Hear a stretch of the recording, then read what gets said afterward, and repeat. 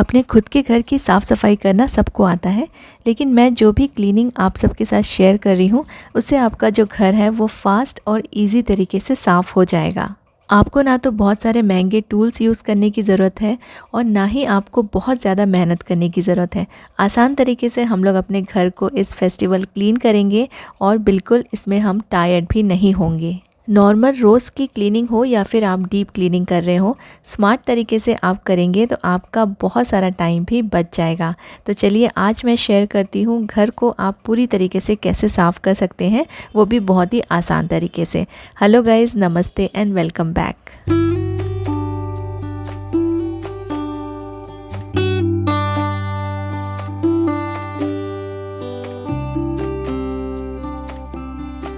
Last time मैंने आपको switch board clean करना भी बताया था, लेकिन आज और भी आसान तरीका बताती हूँ।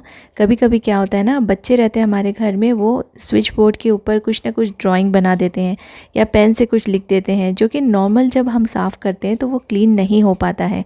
तो यहाँ पर भी आप अपना नेल पॉलिश रिमूवर यूज़ कर सकते हैं। इससे ईज़िली पेन के दाग हो या स्केच पेन हो, किसी भी तरह के दाग धब्बे हो ना, आपके जो स्विच बोर्ड है उसमें से ये ईज़िली रिमूव हो जाएंगे।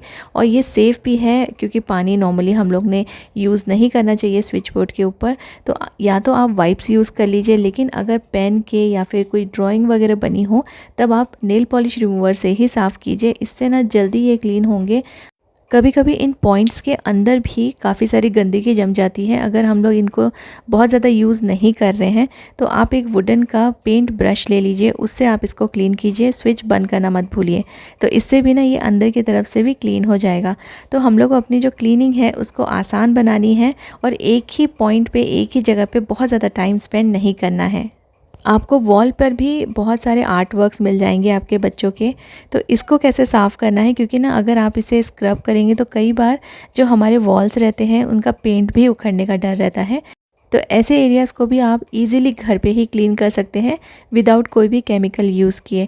थोड़ा सा मैंने कॉलिन यूज़ करके जो आजू बाजू का जो गंदगी थी ना उसको क्लीन करने की कोशिश की है, लेकिन जो परमानेंट मार्कर था, परमानेंट स्केच पेन लगा हुआ था, वो कॉलिन से रिमूव नहीं हुआ है। और उसको रिमूव करने के लिए मैं यूज़ कर रही हूँ डेटॉल। डेटॉल आपके कपड़ों से भी दाग निकाल सकता है और आपके वॉल से भी जितने भी दाग धब्बे हैं ना, ये रिमूव कर देगा बिना आपके वॉल को ख़राब किए। तो अगर आपकी वॉल्स पे ऐसे पिक्चर्स या फिर परमानेंट मार्कर्स के दाग हैं तो आप डेटॉल यूज़ करके ज़रूर ट्राई कीजिए। अभी फेस्टिवल्स का टाइम है तो हम लोग कुछ ना कुछ नई चीज़ें लेकर आते हैं, कभी किसी को गिफ्ट करने के लिए या फिर घर के लिए। और ऐसे स्टिकर्स रहते हैं ना, स्टिकर्स तो हम निकाल देते हैं, लेकिन उनका जो स्टिकीनेस है ना वो रह जाता है और ये बहुत ही गंदा लगता है और ये बार बार ना आपके हाथ पे भी चिपकता है। इसको भी क्लीन करने के लिए आसानी से आप इसमें भी अपना जो नेल पॉलिश रिमूवर है उसको यूज़ कीजिए। बिना एफ़र्ट के आप इसको क्लीन कर पाएंगे। बहुत जितना भी स्टिकीनेस है ना वो सब कुछ निकल जाएगा। और फिर उसके बाद आप इसको थोड़ा सा वॉश कर लीजिए। जो भी बर्तन या फिर बॉटल्स आप यूज़ कर रहे हैं, कोई भी कटलरीज़ पे, ये सब पे असर करेगा और अच्छे से ये क्लीन कर देगा। और सबसे इम्पॉर्टेंट बात है ना कि हम लोग बहुत ज़्यादा टाइम नहीं दे सकते हैं एक छोटी छोटी सी क्लीनिंग के पीछे। तो अगर आपको जल्दी जल्दी से कोई भी गंदगी साफ़ करनी है तो आप ये टिप्स ज़रूर से यूज़ करके देखिए। दिवाली का टाइम है तो काफ़ी सारे पकवान भी आप बनाएंगे, जिससे हमारे किचन का काउंटर ऑयली हो जाता है और उसमें काफ़ी सारे स्टेन्स भी पड़ जाते हैं। तो एक मैं सॉल्यूशन बनाना आपको बताऊंगी। ये वाला स्प्रे आप अगर एक बार बना के रख देंगे तो आप कितने बार भी कुकिंग करेंगे ना, आपका जो काउंटर टॉप है वो हमेशा शाइन करेगा, उसमें कोई भी स्टेन्स या फिर दाग धब्बे नहीं पड़ेंगे। ये स्प्रे बनाने के लिए मैंने लिया है थोड़ा सा डिश वॉशिंग लिक्विड। आप कोई भी जो भी घर पे यूज़ करते हैं, थोड़ा सा मैंने इसमें डेटॉल मिलाया है और 1 चम्मच मैंने इसमें जो सोडा होता है ना वो मिला दिया है। अगर आपके पास सोडा नहीं है तो आप सॉल्ट भी मिला सकते हैं। और उसके बाद आप क्लीन कीजिए। कितना भी गंदा काउंटर टॉप हो आपके किचन का, वो पूरी तरह से क्लीन हो जाएगा। सारे जो ऑयल के स्टेन्स हैं, दाग धब्बे हैं, किसी भी तरह के हार्ड वाटर के, सब कुछ क्लीन हो जाएंगे। इसको आप सिर्फ काउंटर टॉप पे ही नहीं, आप अपने टाइल्स पे, वॉल्स पे भी यूज़ कर सकते हैं। मेरे 2 सब्सक्राइबर हैं तफ़ीम सुल्ताना और मानसी। इन्होंने मुझे रिक्वेस्ट किया था कि मैं इनके नाम मेंशन करूं। Thank you so much dear for watching my videos. बहुत बार ऐसा होता है कि हम लोग ऊपर ऊपर की डीप क्लीनिंग कर लेते हैं, लेकिन अपने जो अप्लायंसेस हैं उनको हटा के साफ़ करना भूल जाते हैं और उनके नीचे ना आपको मिलेगा बहुत सारा डस्ट, बहुत सारी गंदगी। तो जब आप ऊपर की क्लीनिंग कर रहे हैं, आप जाले वगैरह साफ़ कर रहे हैं, अपने टाइल्स या वॉल्स क्लीन कर रहे हैं, तो आप नीचे भी जब आपका ऊपर का क्लीनिंग पूरा हो जाए तो आप अपने अप्लायंसेस को हटा के ज़रूर से क्लीन कीजिए। वहाँ पे आपको बहुत सारी गंदगी मिल जाएगी।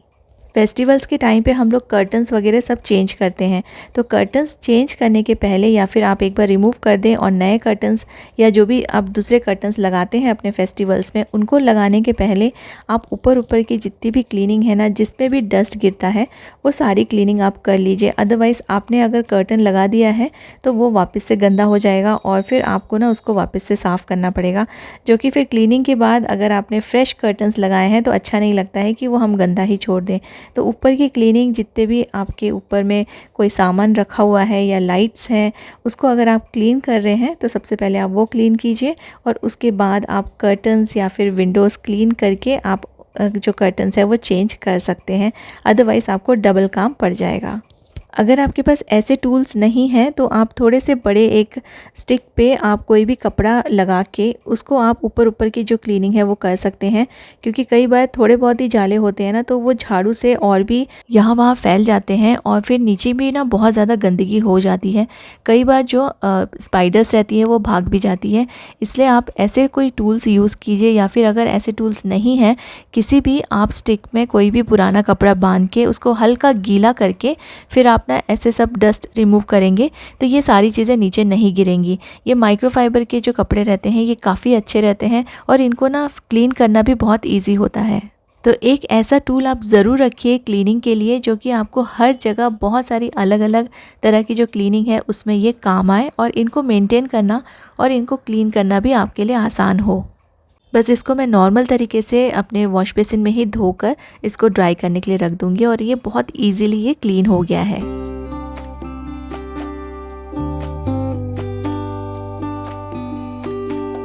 आपके घर में कुछ पुराने कपड़े रखे रहते हैं ना, कॉटन के या पुराने टॉवल्स रहते हैं, उनको ना कभी भी फेंकिए मत, क्योंकि ये क्लीनिंग के टाइम पे बहुत ज़्यादा काम आते हैं, स्पेशली डीप क्लीनिंग के टाइम पे। इन सब कपड़ों को आप यूज़ कर सकते हैं और इनको धोने के बदले आप थ्रो कर सकते हैं यूज़ करने के बाद। हमारे यहाँ जो अपॉल्स्ट्री रहती है, जो सोफ़े रहते हैं, फर्नीचर्स रहते हैं, उनको क्लीन करना थोड़ा सा डिफ़िकल्ट टास्क है, लेकिन ईजी तरीका बताती हूँ। ऐसे आप कोई भी प्लेट ले लीजिए जिसमें एक होल्डर लगा हो, जिसको आप ईज़िली होल्ड कर सकते हैं। तो मैंने एक ग्लास का मेरा एक लिड ले लिया है, इसके ऊपर होल्डर है। ऐसे कांच के लिड आपको इजीली आपके घर में मिल जाएंगे, किसी न किसी पॉट के साथ में ये लिड आते हैं। और इसको मैंने इसमें टाई कर लिया है। आप एक रबर बैंड ले लीजिए और थोड़ा सा मैंने ना इसको गीला रखा है कपड़े को, हल्का सा सोपी वाटर मैंने इसमें स्प्रिंकल कर दिया है और इससे आपका जो सोफ़ा है, सोफ़े की जो अपॉल्स्ट्री है वो आसानी से क्लीन हो जाएगी। आप चाहें तो थोड़ा सा गर्म पानी भी ले सकते हैं, गर्म पानी से भी काफ़ी अच्छी क्लीनिंग हो जाती है। पानी में थोड़ा सा आप सॉल्ट या फिर सोडा मिक्स कर दीजिए, उससे आपका जो सोफ़ा है ना उसमें से अच्छी खुशबू भी आएगी, स्मेल जो है वो निकल जाएगी। जितना भी डस्ट ऊपर जम जाता है ना, जो एक्चुअली हम लोग को दिखता नहीं है। और अगर आपके पास वैक्यूम क्लीनर है जो जिसमें सोफ़ा क्लीन करने का एक अटैचमेंट आता है, तो फिर आपको ये सारी चीज़ें करने की ज़रूरत नहीं पड़ेगी। ये उनके लिए बता रही हूँ जिनके पास वैक्यूम क्लीनर नहीं है, वो भी अपने सोफ़े को आसानी से क्लीन कर सकते हैं। देखने में ऐसा लगता है कि काफ़ी एफ़र्ट लग रहा है, लेकिन इसमें बहुत ज़्यादा एफ़र्ट नहीं लगता है, ईज़िली हो जाता है। और अगर आपके यहाँ लेदर के फर्नीचर्स हैं तो आपको ये लिड यूज़ करने की ज़रूरत नहीं है। आप नॉर्मली उसको, जैसे मैंने ये थोड़ा सा वार्म वाटर लिया है, उसमें थोड़ा सा सोप डाला है, सोडा डाला है और कोई भी आप कॉटन का कपड़ा लेके डायरेक्टली उसको क्लीन कर सकते हैं। फ़ैन फास्ट कर दीजिए ताकि सोफ़ा जो है ना वो जल्दी से जल्दी सूख जाए। इससे ना फर्नीचर काफ़ी अच्छे फ्रेश हो जाते हैं और आपको एक्चुअली में फ़ील होगा, आपको पता चलेगा कि ये कितने अच्छे से साफ़ हो गए हैं। जो नॉर्मली वुड के फर्नीचर रहते हैं, जैसे मेरे यहाँ पे वुडन के फर्नीचर हैं, इन पे बहुत ज़्यादा पानी मत लगाइए आप, क्योंकि वुड ख़राब होने का डर रहता है। तो मैंने यहाँ पे कॉलिन स्प्रे किया है। कॉलिन स्प्रे कर करके आप इनको क्लीन कर सकते हैं। थोड़ा हल्का स्प्रे कीजिए, बहुत ज़्यादा स्प्रे करने की ज़रूरत नहीं है। इसमें ना कॉर्नर कॉर्नर में बहुत ज़्यादा गंदगी जम जाती है। जैसे मैंने इसके जो सीटिंग है वो निकाल के देखा तो नीचे में काफ़ी सारा डस्ट था और जो डिज़ाइन बने हुए ना पीछे, उसमें भी काफ़ी सारा डस्ट जम जाता है। तो यहाँ पर भी आप कॉलिन यूज़ कर सकते हैं। कॉलिन से आपके फर्नीचर्स जो हैं, वुड के फर्नीचर्स, वो ख़राब नहीं होंगे। अगर आपके यहाँ बहुत सारे फर्नीचर्स हैं तो हो सकता है कि आपको थोड़ा ज़्यादा टाइम लग जाए, तो आप 1 या 2 फर्नीचर एक दिन में क्लीन कर सकते हैं, जिससे आप टायर्ड भी फील नहीं करेंगे और आपका काम भी हो जाएगा।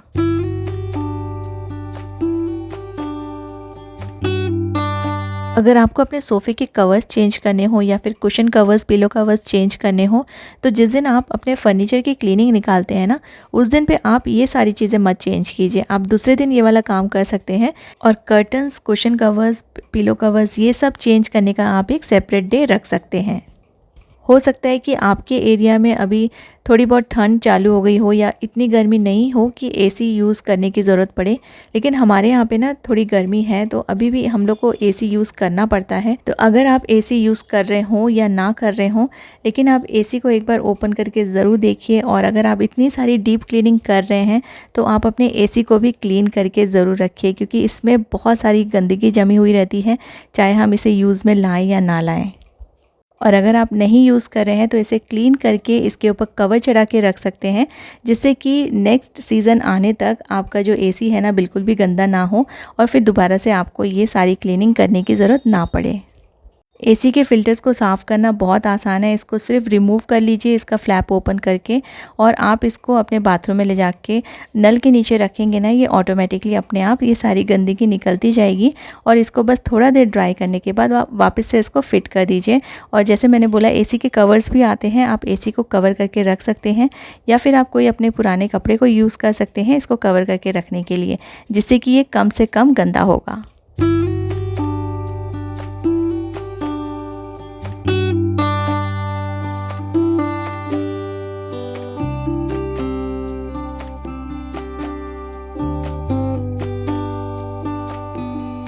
कुछ चीज़ें हमारी डेली क्लीनिंग में आती हैं, लेकिन मैं ये सजेस्ट करूँगी कि आप अपना जो टीवी है ना उसको डेली क्लीन मत कीजिए, क्योंकि उससे उसका स्क्रीन ख़राब हो सकता है। और इसके लिए भी आप बहुत सारा स्प्रे मत यूज़ कीजिए, हल्का सा आप स्प्रे यूज़ कर सकते हैं। अपने कपड़े पे स्प्रे कीजिए, डायरेक्टली आप स्क्रीन पे स्प्रे मत कीजिए। और बहुत ही थोड़ा सा मैंने इसमें कॉलिन स्प्रे किया है और हल्के हाथ से आप इसको साफ़ कर सकते हैं। मोस्टली जो टीवी होते हैं उनके पीछे काफ़ी ज़्यादा गंदगी होती है, तो इनका जो पीछे का जो पोर्शन है वो क्लीन करना बहुत इंपॉर्टेंट है अगर आप डीप क्लीनिंग करना चाहते हैं। क्योंकि सामने वाला जो पोर्शन है वो आप मोस्टली डेली ही क्लीन करते होंगे, लेकिन बैक साइड का जो एरिया रहता है ना, वहाँ पे काफ़ी सारी धूल मट्टी और हो सकता है कि इसमें जाले भी जम गए हों। ऐसे स्पंज वाले कपड़े आप यूज़ कर सकते हैं, इससे टीवी पे स्क्रैचेस नहीं आएंगे। सॉफ्ट कपड़े रहते हैं और जो गंदगी है वो नीचे नहीं गिरेगी। जैसे मैंने आपको अपने लास्ट वीडियो में भी बताया था कि मॉड्यूलर किचन के फ़ायदे भी बहुत सारे हैं और कुछ इसमें डिसएडवांटेजेस भी हैं, क्योंकि क्लीनिंग काफ़ी ज़्यादा करनी पड़ती है। अगर आप इसे मेंटेन नहीं करेंगे तो इसमें दाग धब्बे दिखेंगे और आपका किचन अच्छा नहीं दिखेगा। तो मॉड्यूलर किचन है या फिर कैबिनेट्स हैं तो उनको भी ज़रूर से आप साफ़ कीजिए बीच बीच में। और डीप क्लीनिंग कर रहे हैं तो आप जो मैंने सॉल्यूशन बताया था, जो स्प्रे मैंने आपको बताया था, वो स्प्रे भी आप यहाँ पर यूज़ करके इनको अच्छे से क्लीन कर सकते हैं। इससे सारे स्टेन्स, दाग धब्बे, हमारे हाथ के जो दाग धब्बे यहाँ पे पड़ जाते हैं क्योंकि हम इन्हें बार बार टच करते हैं, वो सारी चीज़ें अच्छे से क्लीन हो जाएगा और एक इसमें ना शाइन सी आ जाएगी। जब आप कैबिनेट्स के ऊपर की क्लीनिंग करते हैं तो ऊपर की क्लीनिंग करने के पहले आप अंदर की साफ़ सफाई कर लीजिए, इससे आपको हेल्प मिलेगी। अदरवाइज़ आप बाद में अगर अंदर की सफाई करेंगे तो हो सकता है कि बाहर भी आपके हाथ से या अंदर की जो गंदगी है बाहर में वापस से गंदा हो जाए। इसलिए पहले अंदर की क्लीनिंग कर लीजिए और उसके बाद आप ऊपर के जो कैबिनेट्स हैं उनको क्लीन कीजिए।